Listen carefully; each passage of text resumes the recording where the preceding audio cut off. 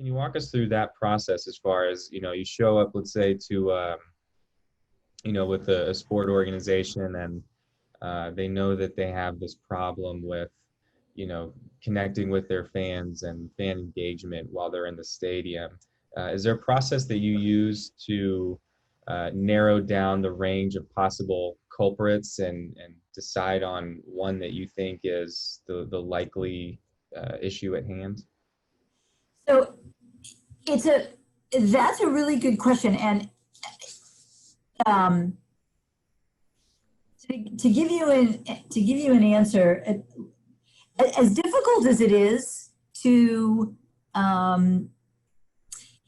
get the jockey to be flexible for a startup, it's actually even more difficult to get the legacy sports properties to understand that they don't know what they don't know. And because these teams and leagues have been successfully doing what they've been doing for decades, and it's worked for them. Mm-hmm. They're winning games, they're generating revenue, they've got their sponsorship deals, like they've got it all going on. But, getting them to understand that the world now operates differently than what they're used to is possibly the hardest thing, to overcome.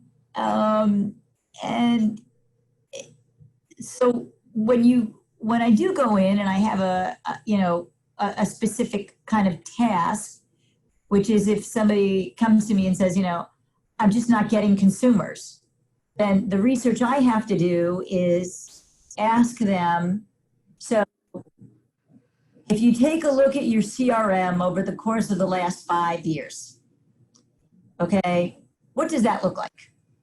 And what CRM product are you using?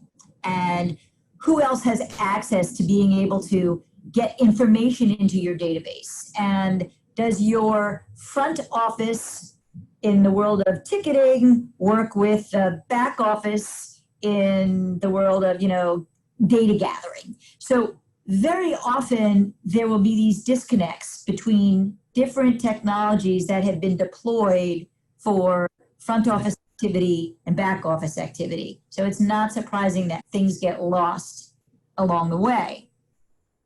And so it's just literally you've got to get the sports properties to focus on the why. I don't know who my consumers are. I don't know who's sitting in my seats. Get them to understand the why. And then once you understand the why, it could be something as simple as, well, I got 1 million likes on my Facebook page. I'm like, good for Facebook. Because Facebook knows who your consumers are, but you don't. So it's just getting to the why and then literally pulling down to how can we engage you in a technology that is going to literally help solve your problem. But it's honestly, it's rarely as simple as that, because there has to be buy-in at the team level or at the league level. Let's just say that it's, somebody who runs sponsorship, and they're trying to find ways to be able to engage more sponsors. So knowing who their consumer is going to help them do that.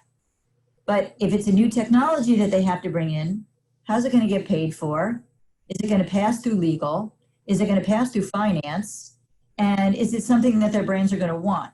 So it's never just a real simple,